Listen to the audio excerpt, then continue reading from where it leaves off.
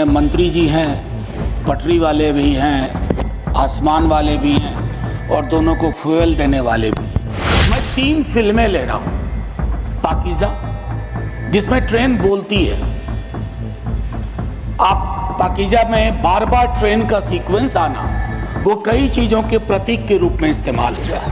दूसरा, गमन, माइग्रेशन की पूरी पीड़ा, और मैं उस क्षेत्र से आता हूँ जहाँ की ट्रेनों के नाम वहाँ के हालात बयान करते हैं। और एक फिल्म है कुली, उसके भी क्या निहितार्थ थे हम सब वाकिफ हैं। श्री मनोज कुमार जी झा, 5 मिनट्स।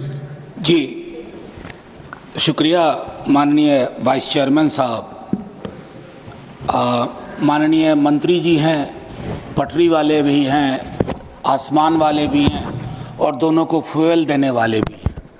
3 महत्वपूर्ण महकमा हमारे समक्ष हाजिर है। Sir, railway amendment bill pay चर्चा हो रही है, लेकिन आमतौर पे मैं देख रहा हूं कि रेलवे को लेकर के जो सार्वभौमिक चिंता है वो बिल से ज़्यादा व्यक्त हो रही है। तो मैं 2-4 चीज़ें उसमें, माननीय उपसभापति जी, सबसे पहले तो हमें ये जानना होगा कि भारतीय रेल की हमारी अवधारणा क्या है। मैं 3 फिल्में ले रहा हूं। पाकीज़ा, जिसमें ट्रेन बोलती है। आप पाकीज़ा में बार बार ट्रेन का सीक्वेंस आना, वो कई चीज़ों के प्रतीक के रूप में इस्तेमाल हुआ है। दूसरा, गमन, माइग्रेशन की पूरी पीड़ा, और मैं उस क्षेत्र से आता हूं जहां की ट्रेनों के नाम वहां के हालात बयान करते हैं। श्रम शक्ति, श्रमजीवी, जनसाधारण। वंदे भारत अभी तक हमारी किस्मत में आया नहीं है। मैं कुछ बातें, माननीय उपसभापति महोदय, और एक फिल्म है कुली, उसके भी क्या निहितार्थ थे हम सब वाकिफ हैं। तो भारतीय रेल के साथ कम से कम इस सदन में कई लोग ऐसे होंगे जिनके जीवन के उतार चढ़ाव के साथ भारतीय रेल का ताल्लुक रहा है। मैं उनमें से एक हूं। अपनी जिंदगी के हर पड़ाव पे भारतीय ट्रेन ने मुझे सुकून भी दिया है और मुझे सोचने समझने की शक्ति भी दी है, खिड़की के पास बैठ करके। माननीय उपसभापति महोदय, ये कोइंसिडेंस नहीं है कि आज मैं सुबह बाहर अपने घर के खड़ा था, कुली मोर्चा के साथी आए और उन्होंने अपनी चिंताएं मेरे समक्ष कही। हम सब ने कुंभ का बहुत जिक्र किया। प्रयागराज स्टेशन पे जो पारंपरिक रूप से काम करने वाले कुली थे, उनको दरकिनार करके आउटसोर्सिंग की गई। पूरा दस्तावेज है सर, सौंप भी दूंगा। कुलियों को लेकर के मेरे पास इसलिए भी संभवतः आए होंगे क्योंकि लालू जी के कार्यकाल में कुली वर्ग को जो सुविधाएं दी गई वो महत्वपूर्ण है, याद करना। बाकी नव उदारवाद ने कई प्रस्थापनाएं बदल दी हैं। लोकल फॉर वोकल की हम बात करते हैं, कुल्हड़ को हमने आखिरी सलाम करके किनारे कर दिया। कुछ चीजें जो मैं कहना चाहूंगा, मैं माननीय मंत्री जी से कहूंगा, do we really require 100% electrification? क्या ये हमारे लिए सबसे बड़ी प्राथमिकता हो?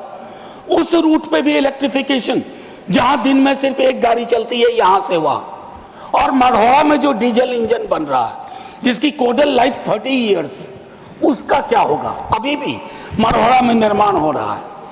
माननीय मंत्री जी से ब्यूटिफिकेशन पे बहुत खर्च हुआ, अच्छा लगता है, लेकिन एंड यूजर को क्या हासिल हो रहा है खूबसूरत चमचमाती स्टेशन से? क्योंकि मैं देख रहा हूं सर, प्रीमियम ट्रेनों पे जो प्रीमियम है सरकार का, वो बाकी ट्रेनों को नहीं है सर। हाल में मैं तमिलनाडु एक्सप्रेस से गया था। माननीय मंत्री जी से मैंने एक दिन लाइटर वेन में आग्रह किया था कि आप अपना प्रशासनिक अमला लेके विजिट मत करो, वेश बदल करके उन ट्रेनों में जाइए। श्रमजीवी, श्रम शक्ति, टीएन एक्सप्रेस, कोई आपको पहचाने नहीं कि आप अश्वनी वैष्णव है, तो आपको फर्क पता चलेगा। माननीय मंत्री जी, IRMS बनाया, लेकिन उसमें 8 सर्विस और जोड़ दी। क्या हासिल हुआ भाई? पुनर्विचार करिए, कुछ फैसले अगर बदलने पड़े। अब इसमें 8 नई सेवाएं हैं, 4 वर्षों से चल रहे सर्विस निगोशिएशन का कुछ हासिलात नहीं हुआ। मेरा मानना है कि पहले का जो रेलवे का था कि 5 बोर्ड मेंबर्स बोर्ड में जो अपना अपना डोमेन नॉलेज लेके आए, उनको उसको बहाल किया जाए। मैनुअल कपलिंग अभी भी क्यों हो रही है कोचेज एंड वैगन्स में, जिससे मौत की आशंकाएं रहती हैं? क्या हम इस परिपाटी को खत्म नहीं कर सकते? हम तो खैर क्या कहूं, शिकायत भी नहीं कर सकता। सीवेज में उतर के मरने वाले के लिए आज तक सिवाय आंकड़ों में जोड़ने के हमने कुछ नहीं किया। स्टाफ को लेकर के चिंता है सर। रेलवे बहुत बड़ा एम्प्लॉयर भी था, बहुत बड़ा, one of the biggest employer. और 23 में संभवतः जनवरी के महीने में यही बताया गया कि 3,12,000 नॉन गजेटेड पोस्ट खाली है। उसके लिए हमारी क्या चिंता हुई? समाप्त बस 30 सेकंड और दे दीजिए जी, बस 30 सेकंड। भारतीय रेल के भविष्य का सवाल है, हमारा भी भविष्य जुड़ा हुआ है। और सेफ्टी को लेकर के मेरे कई साथी बोल चुके हैं, मैं उस पर टिप्पणी इसे पे इतना करना चाहता हूं कि जब कवच की चर्चा हुई, हमने बहुत सारे विजुअल्स देखे, बहुत तरह की बातें देखी, लेकिन उसके बावजूद अगर इस प्रकार की दुर्घटनाएं होती हैं, जैसे उसके लिए एक अकाउंटेबिलिटी मैकेनिज्म, अक्सर हम देखते हैं कि भगदड़ भी हुई यहाँ न्यू दिल्ली रेलवे स्टेशन पे, खबरें आई कि सीसीटीवी ऑफ कर दिए गए। हमें चिंता इस बात की होती है कि लोग ना जान जाए, बगैर इसके कि किस प्रकार हम इस तरह की चीजों को करें। अंत में आखिर मैं आपसे आग्रह करूंगा सर, भारतीय रेल इस देश के मन में रची बसी हुई है, उसको इतना आसमानी ना बना दिया जाए कि हमें अपने हाथ से दूर जाती दिखे। वंदे भारत से कोई विरोध नहीं सर, बहुत चलाइए वंदे भारत, लेकिन जो आपकी पुरानी ट्रेन थी जिसमें 80% आबादी आज भी सफर करती है, उन ट्रेनों की क्या हालत है उस पर भी विचार करें। शुक्रिया सर, जय हिंद। श्री सुभाषिष खुंटिया।